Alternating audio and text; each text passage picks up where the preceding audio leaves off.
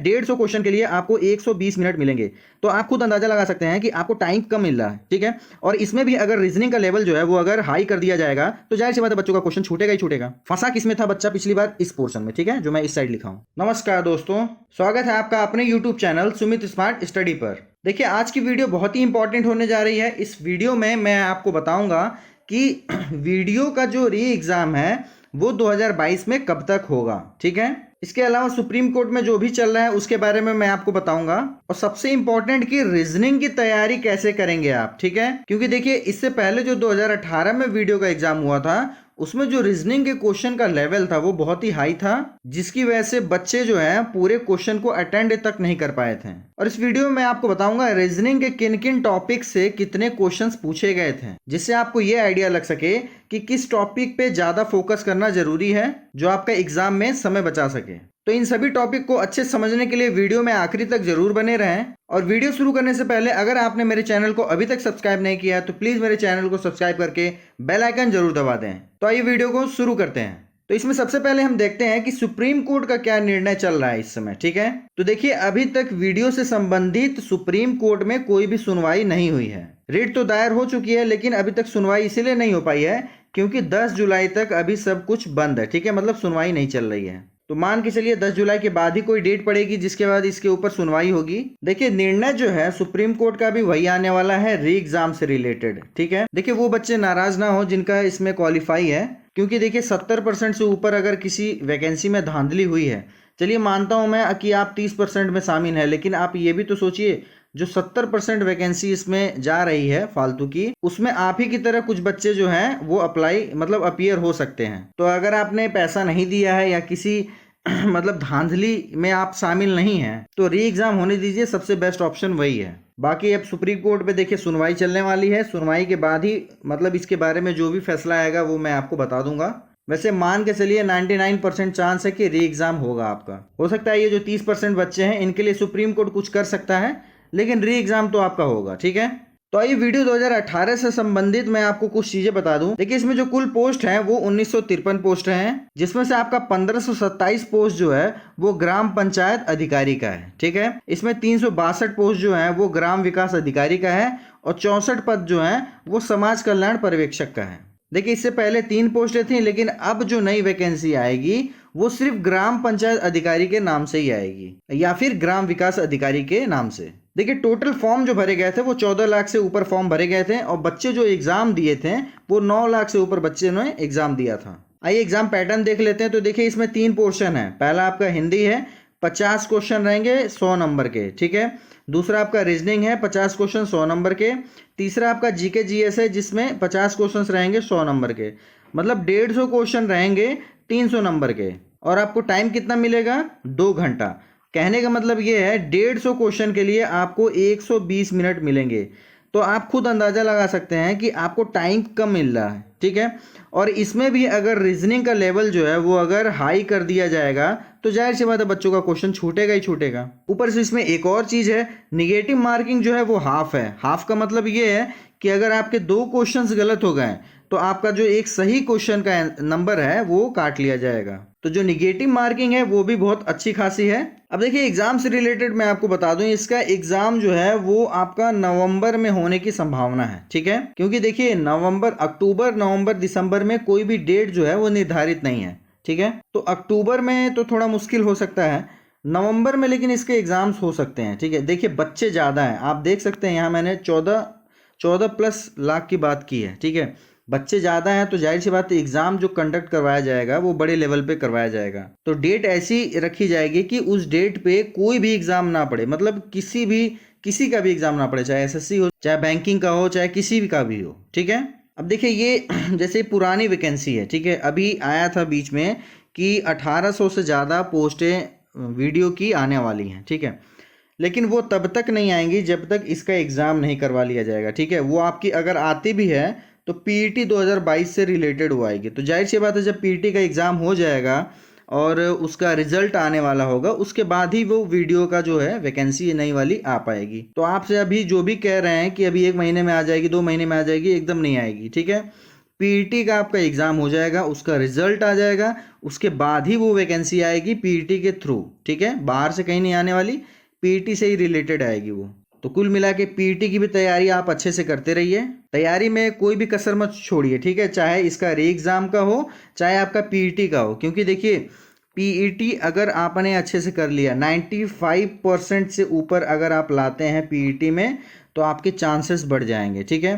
कोशिश कीजिए 95 से 98 तो आ ही जाएं आपके, तो जो भी वैकेंसी आएगी जो 100 से ऊपर वैकेंसी होगी 200 के करीब, ठीक है, 100-200 होगी, ठीक है, सबसे कम की बात कर रहा हूँ, अब 10-20 की बात नहीं कर सकता मैं, 100-200 वैकेंसी में आपको 95-98 वालों को बुला लिया जाएगा। तो ये सोच के मत बैठिए कि एग्ज़ाम और लेट होगा, कब होगा, क्या होगा, अपना तैयारी करते रहिए। अब मेनली फोकस आप रीजनिंग पे कीजिए। देखिए हिंदी का एक फिक्स सिलेबस है, उसी में आपको करना है, ठीक है। अब वो आपके ऊपर डिपेंड करता है उसमें आप कितने क्वेश्चंस कर पाते हैं।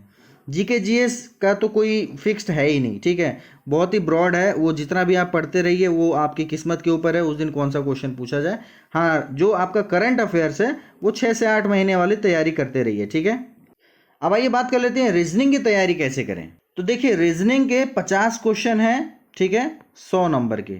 अब देखिए इस 50 क्वेश्चन के लिए आप ये नहीं कह सकते हैं कि मैं 50 मिनट में इसको कवर कर लूँगा, ठीक है, वो आप तभी कर सकते हैं जब पेपर का लेवल थोड़ा सा डाउन रहे।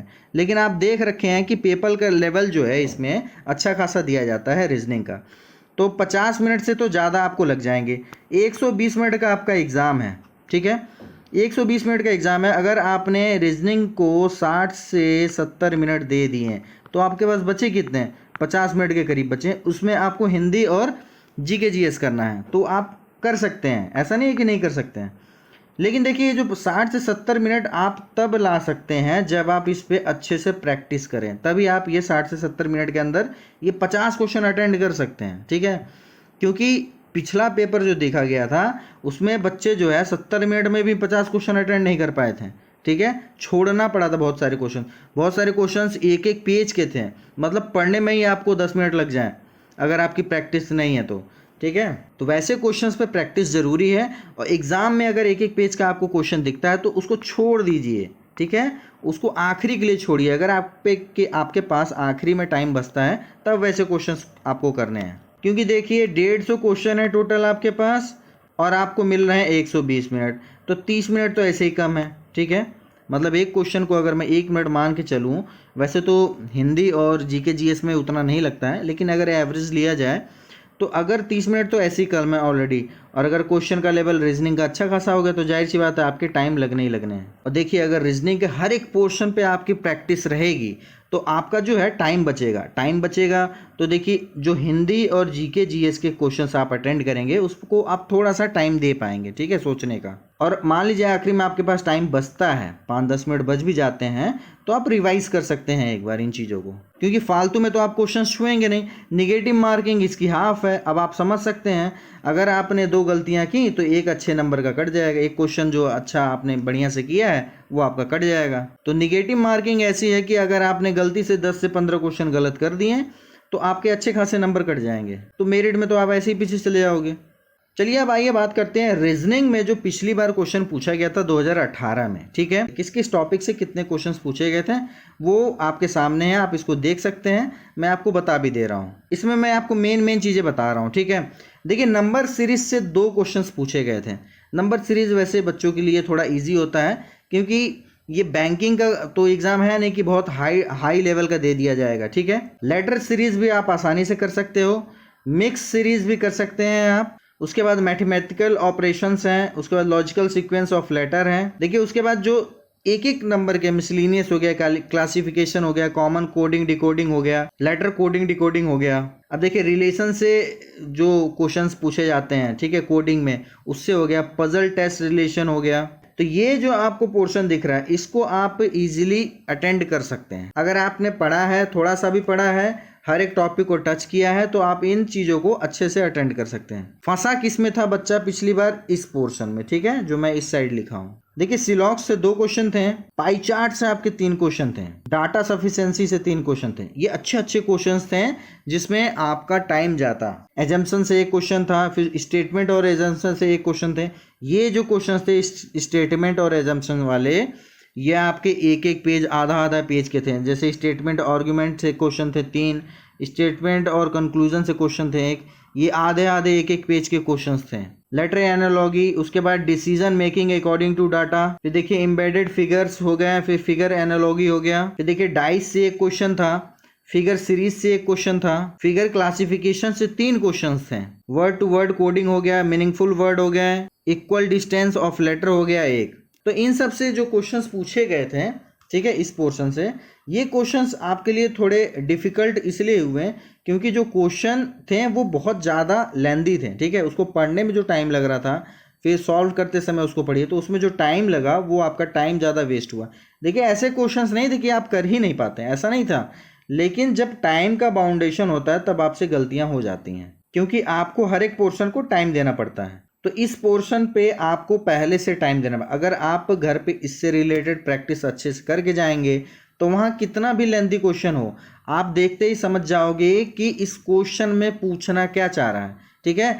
अगर आप एग्जाम में गए, आपको यही नहीं मालूम कि इस क्वेश्चन में पूछ क्या रहा है, तो आप उस जाहिर सी बात है टाइम वेस्ट करेंगे आप उसमें। और अगर एक पेज का क्वेश्चन है तो उसको सबसे पहले छोड़ दो, ठीक है, उसको अटेंड ही मत करो।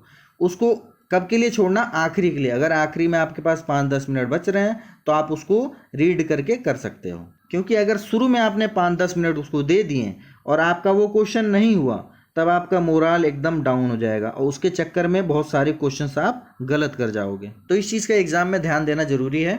देखिए मैं आपको ये जो हार्ड टॉपिक्स हैं रीजनिंग के, इससे रिलेटेड वीडियोस डाल दूंगा, ठीक है। अगर आप कहेंगे, आप कमेंट कीजिए, मैं इससे रिलेटेड वीडियोस डाल दूंगा 100%। जितने भी क्वेश्चंस मिलेंगे मेरे को, मैं उससे रिलेटेड वीडियोस आपके लिए डाल दूंगा। तो उससे ये हो जाएगी कि आपकी अच्छी खासी इस पर प्रैक्टिस हो जाएगी। तो पहले प्रैक्टिस कर लेना सही है ना, एग्जाम में जाके प्रैक्टिस नहीं करेंगे आप, तो पहले प्रैक्टिस कर लीजिए, वो आपके लिए बेस्ट रहेगा। तो ये जो वीडियो का री एग्ज़ाम होने वाला है, अगर इसमें उसी तरीके का काम हुआ जो इससे पहले वाले पेपर में हुआ था, तो रीजनिंग ही आपको नौकरी दिलवाएगी, ये आप याद रखिएगा, ठीक है। रीजनिंग ही, देखिए जीके उतना ही आप कर पाएंगे जितना आप पढ़े हुए हैं, ठीक है, लेकिन इसका एक फिक्स सिलेबस है रीजनिंग का। इसके जितने भी आपको कहते हैं उसमें सिलेबस में दे रखा है, ठीक है, कि जितने भी टॉपिक्स दे रखे हैं उसको अगर आपने क्लियर कर लिया तो 50 में से 48 से 49 आपके आने ही आने हैं, कहीं नहीं गए हैं। और इसमें अगर आपने इतना स्कोर कर लिया तो हिंदी तो आप रोज पढ़ रहे हो, जीके जीएस आप रोज पढ़ रहे हैं, लेकिन क्या आप ये बोल सकते हो कि 50 जीके जीएस में आप 48 या फिर 45 कर पाओगे? 100% नहीं बोल पाएंगे, लेकिन रीजनिंग में आप बोल सकते हो। तो इस पे फोकस करना जरूरी है। बाकी आप जो इसका करंट अफेयर्स है उसको पढ़ते रहिए, क्योंकि करंट अफेयर्स से भी इससे पिछली बार 18 से 20 क्वेश्चन करीब पूछे गए थे। तो करंट अफेयर्स का भी महत्व बहुत है। देखिए करंट अफेयर्स का मतलब सिर्फ ये मत समझिएगा कि करंट के ही क्वेश्चंस आएंगे, ना ना ना, बिल्कुल नहीं। 4-5 साल पहले के क्वेश्चंस भी आ सकते हैं भैया, वो उसको जीके में इंक्लूड करके दे देगा, ठीक है, उसको जीके करंट बोलते हैं। तो जितनी इंपॉर्टेंट चीज़ें हैं, जैसे कि आपके मोदी गवर्नमेंट ने जो जितने भी पॉलिसीज़ बनाई हैं उससे रिलेटेड जितने क्वेश्चंस हो गए, यूपी गवर्नमेंट जब से योगी जी का राज है तब से जितने भी पॉलिसीज़ बनी हैं जो जो इम्पॉर्टेंट हैं उससे रिलेटेड नोट्स बना लीजिए, उसको रिवाइज करते रहिए। तो ये वीडियो आपको कैसा लगा प्लीज़ कमेंट करके ज़रूर बताएं। वीडियो अगर अच्छा लगा हो तो प्लीज़ वीडियो को लाइक ज़रूर कर दें, और अगर आपने चैनल को अभी तक सब्सक्राइब नहीं किया तो प्लीज़ चैनल को सब्सक्राइब करके बेल आइकन जरूर दबा दें। वीडियो देखने के लिए धन्यवाद।